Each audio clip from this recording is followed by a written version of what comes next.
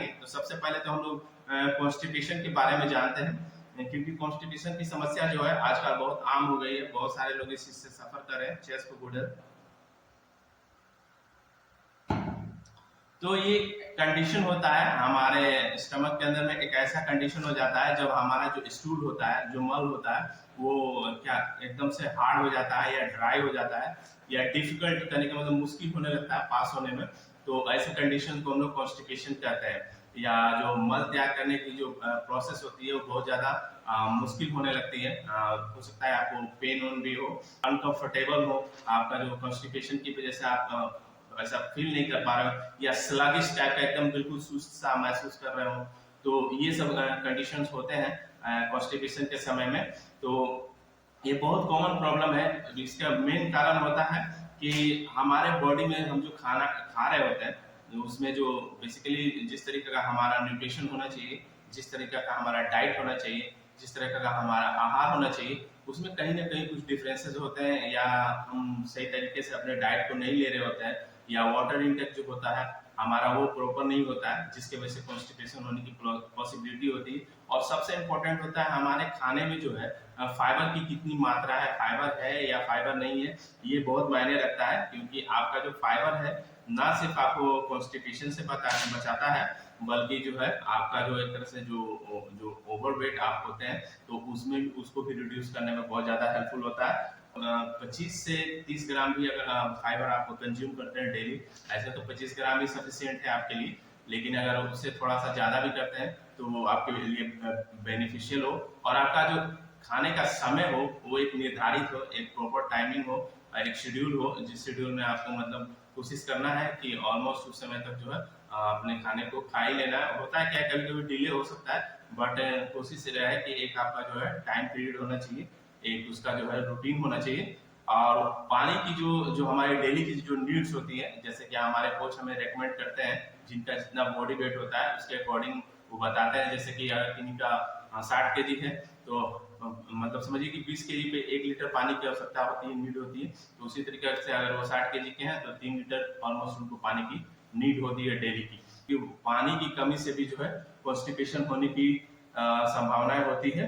और आपका नींद जो है वो प्रॉपर होना चाहिए। जो 6 से 7 घंटे की जो नींद होती है, नींद होता क्या है कि वो एक तरह से बॉडी उस समय ना सिर्फ अपने ऑर्गन्स को रिपेयर कर रहा होता है, वो आप अगर नींद पूरा लेते हैं तो आप देखते होंगे जब नींद पूरा करके आप उठते होंगे तो माइंड एकदम बिल्कुल फ्रेश और शांत, बिल्कुल एकदम किसी तरह का कोई टेंशन नहीं रहता है। तो उस समय जो है शरीर अपने आप को पूरी तरीके से ना सिर्फ रिपेयर कर रहा होता है और माइंड को पूरा से पूरा फ्रेश करने की कोशिश करता है। तो इसलिए सोना भी बहुत जरूरी होता है। उसके साथ साथ जो है ज्यादा से ज्यादा फोकस करें कि मतलब जो है जो संतुलित भोजन है वही लें। जैसे बाहर के जो प्रोसेस फूड है उसको अवॉइड करने की कोशिश करें। वो तो खाने में हो सकता है कि बाहर का जो प्रोसेस फूड है वो आपको टेस्टी लगे, बट वो क्या होता है कि कहीं ना कहीं जो हेल्थ इश्यूज क्रिएट करता है, मतलब हेल्थ से संबंधित जो है प्रॉब्लम उससे हो सकती है और आपको जो है मुश्किलात आ सकते हैं। तो जब अगर आपको कॉन्स्टिपेशन की समस्या हो तो वैसे में क्या क्या अवॉइड करना है, तो सबसे पहले तो जो केला होता है, पका हुआ केला, उसको अवॉइड करना है।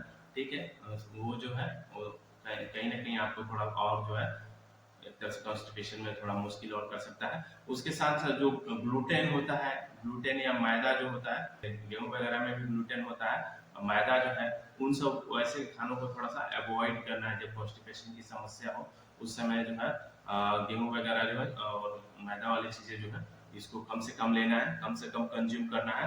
और जो फैट होता है जैसे घी आपका है या ऑयल है तो उसको कम से कम लें या अवॉइड ही करें तो ज्यादा बेहतर हो। जिससे कि क्या होगा कि आपके कॉन्स्टिपेशन में धीरे धीरे जो है राहत होगी। और मॉर्निंग के समय सबसे पहला काम करें आप कि उठ के गुनगुना पानी या गर्म पानी जो होता है उसको जरूर कंज्यूम करें। उससे क्या है, आपका जो है कॉन्स्टिपेशन, ना सिर्फ कॉन्स्टिपेशन में राहत मिलेगा बल्कि ओवरऑल जो सारे ऑर्गन्स को जब एक तरह का जो पानी जाएगा गुनगुना पानी, तो ऑर्गन्स और अच्छे तरीके से काम करेंगे। और उसके साथ साथ जो है जैसे फाइबर कंज्यूम तो करना ही है, उसके साथ साथ कोशिश कीजिए कि उसमें जो प्रॉपर प्रोटीन हो, जो हमारे डेली की जो नीड्स होती है प्रोटीन की वो प्रॉपर हो। और कोशिश तो यही रहना चाहिए कि हम जब भी खाना खा रहे हैं तो उसमें प्रोटीन भी होना चाहिए, क्योंकि प्रोटीन हमारे भी चाहिए होता है, उतना जरूर प्रोटीन लें। हमारे हर्बल लाइफ में बहुत ही बेहतरीन न्यूट्रिशन आता है जो आपके कॉन्स्टिपेशन को ना सिर्फ बेहतर कर सकता है, बल्कि आप जब उसको कंज्यूम करेंगे या जब आप उसको लेंगे तब आपको एहसास होगा। जैसे हमारा एलो प्लस या एलो कॉन्सेंट्रेट दो आता है, एक एलो प्लस और एलो कॉन्सेंट्रेट जो है, तो आप इन दोनों में से कोई भी यूज कर सकते हैं, लेकिन ये तभी यूज करें जब आपके कोच आपको रेकमेंड करते हैं, जब आपके कोच आपको इसके लिए गाइड करते हैं, क्योंकि उन्हें पता है कि आपको कौन सा और कितना चाहिए होगा। तो वो आपको इस विषय में बहुत अच्छे तरीके से बता पाएंगे।